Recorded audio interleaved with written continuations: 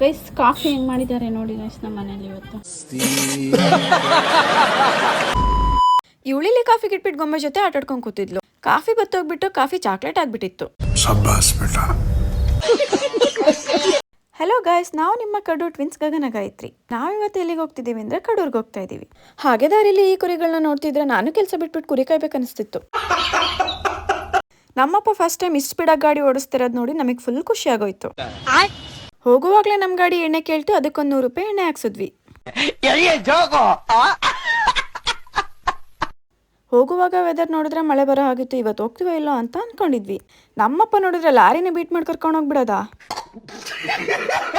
Finally Kadur ಬಂದು reach ಆಗಿ ಒಂದು ಶೂಟ್ ಇತ್ತು, ಅದನ್ನ ಮುಗಿಸ್ಕೊಂಡ್ವಿ. ಅದಾದ್ಮೇಲೆ ನಾವು ಹೋಗಿದ್ದು ಗೋಬಿ ತಿನ್ನಕ್ಕೆ. ನಮ್ಮ ಅಪ್ಪಂಗೆ ನಮ್ಮ ಮೇಲೆ ಎಷ್ಟು ಪ್ರೀತಿ ಇದೆ ಅಂತ ಬೈಕ್ ನೋಡಿದ್ರೆ ಗೊತ್ತಾಗುತ್ತೆ. ನಮ್ಮ ಬೈಕ್ ಸ್ವಲ್ಪ ರಿಪೇರಿ ಇತ್ತು ಅಂತ ರಿಪೇರಿ ಮಾಡಿಸ್ಕೊಂಡು ಕಡೂರಿಗನ್ ಬಾಯಿ ಹೇಳಿ ನಾವು ಹೊರಟಿದ್ ಮನೆ ಕಡೆ. ಹಾಗೆ ಮನೆಗೆ ಬಂದ್ಮೇಲೆ ದೇವಸ್ಥಾನಕ್ಕೆ ಹೋಗಿ ಪೂಜೆ ಮಾಡಿಸ್ಕೊಂಡು ಬಂದ್ವಿ. ಇದಾಗಿತ್ತು ಇವತ್ತಿನ ವ್ಲಾಗ್. ಸಿಗೋಣ ನೆಕ್ಸ್ಟ್ ವಿಡಿಯೋದಲ್ಲಿ.